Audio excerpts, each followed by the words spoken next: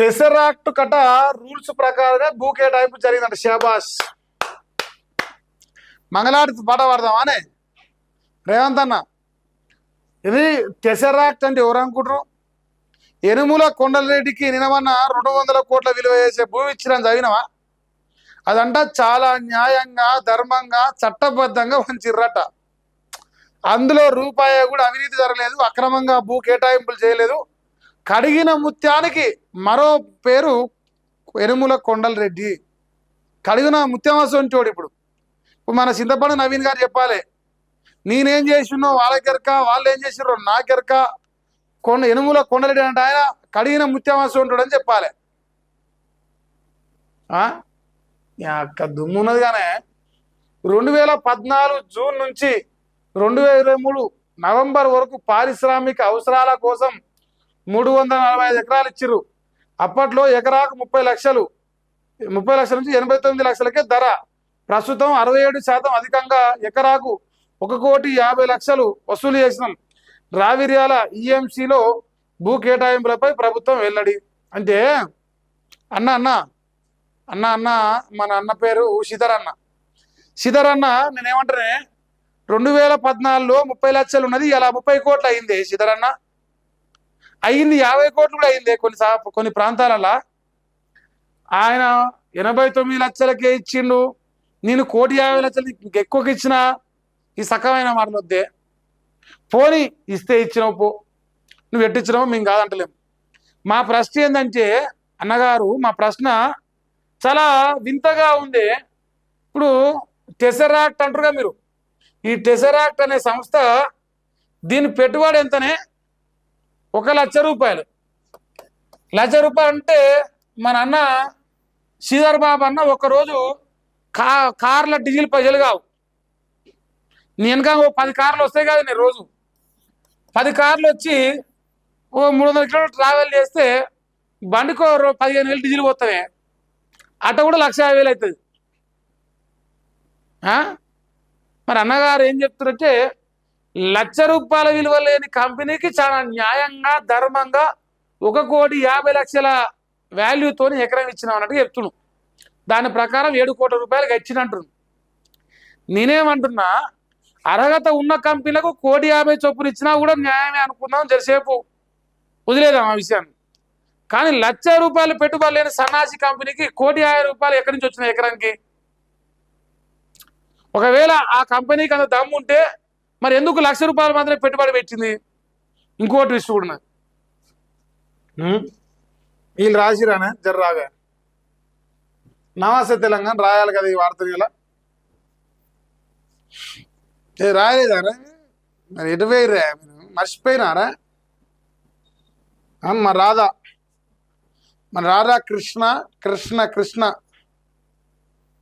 కృష్ణ కృష్ణ కృష్ణ కూడా లేడు.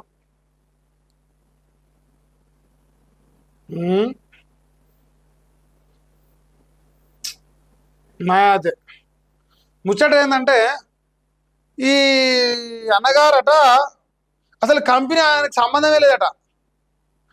నేను నిన్నమ్మన్న వచ్చిన గల్లకి అంతే. ఎనుముల కొండలేడు అంట, మొదటి నుంచి లేడట. నిన్నమన్న ఏదో అడ్వైజర్గా అట్లా నన్ను జాయిన్ చేసి తప్ప నాకేమరికనా కంపెనీలోకి వెళ్ళి నాకేం సంబంధము అని చెప్పేసి ఇప్పుడు పద్ధతి దేశాలు ఎత్తాను. నిన్నమాడదాకా మళ్ళీ ఇదే కాంగ్రెస్ వాళ్ళు చెప్పారు అది ఎనుముల కొండలెడ్డి కంపెనీ వీళ్ళే ఒప్పుకురు. ఇప్పుడేమో కొండలెడ్డికి ఆ కంపెనీకి పెద్ద సంబంధాలే లేవంటారు. అంటే పానమీ కొత్త ఎవరైనా బలి చేస్తారు. ఎవరైనా వాడు ఈడని ఆడనేం లేదు. సో బలి చేసేందుకు వాళ్ళు ఫిక్స్ అయ్యాడు. ఇప్పుడు ఈ టెసరాక్ట్ అనే సంస్థ ఈ భూ ప్రపంచంలో దీనంత సక్కమైన కంపెనీ లేదు. ఇప్పుడు తెలంగాణ రాష్ట్రంలో జరడవాడితే కూడా, అంటే ఒకవేళ Guinness book of world record ఇవ్వాల్సి వచ్చింది ఒక కంపెనీకి, అత్యంత పతిత్తు కంపెనీలలో ఏమన్నా అవార్డు పెడితే గిన్నిస్ బుక్లో, ఆ అవార్డు పక్క ఈ టెసరాక్ట్ అనే ఎనుముల కొండలెడ్డి అనే కంపెనీకి వస్తుంది. లేదంటే కడిగిన ముత్యాల పోటీ పెట్టాలి. ఇప్పుడు మనం రాజకీయ నాయకుల్లో ఈ దేశంలో అవినీతి అక్రమాలు చేయకుండా, ప్రభుత్వ భూములు అక్రమంగా దొబ్బి తినకుండా ఉన్న అత్యంత పత్తి గింజ పొలిటీషియన్ల పైన ఏమైనా అవార్డు పెడితే పక్క అది కూడా ఎనుముల కొండలెడ్డికి వస్తుంది, వీరటోళ్ళ కొనికి పోతాయి. ఎందుకంటే అంత సక్కంగా దంద చేస్తారంట. ఇప్పుడు అసలు వాళ్ళు ఎక్కడ లంగ పనులు చేయలే, ఎట చెప్తావు నువ్వు అని అడుగుతారుగా. వాళ్ళు ఎనుముల రేవంత్ రెడ్డి తోడబుట్టిన అన్నదమ్ములకి అంతే అలా క్వాలిఫికేషన్. అన్నదమ్ములు ఆయన తోడబుట్టినంతా మంచోళ్ళు. ఇక ఎవడన్నా లంగోడు దొంగోడు అంటే వాడు బీఆర్ఎస్ ఉంటాడు, వాడు కాంగ్రెస్ ఉన్నాడు, అది కూడా రేవంత్ రెడ్డి పక్కన ఉన్నాడు. అది రోహిత్ రెడ్డి అయినా, వేమనరెడ్డి రెడ్డి అయినా, కొండరెడ్డి అయినా, తిరుపతి రెడ్డి అయినా, ఇది లెక్క. ఇక మరి రావిర్యాలట మరి భూ కేటాయింపుడు ప్రభుత్వం అంటే ఈ విషయం బయట పెడుతుంది.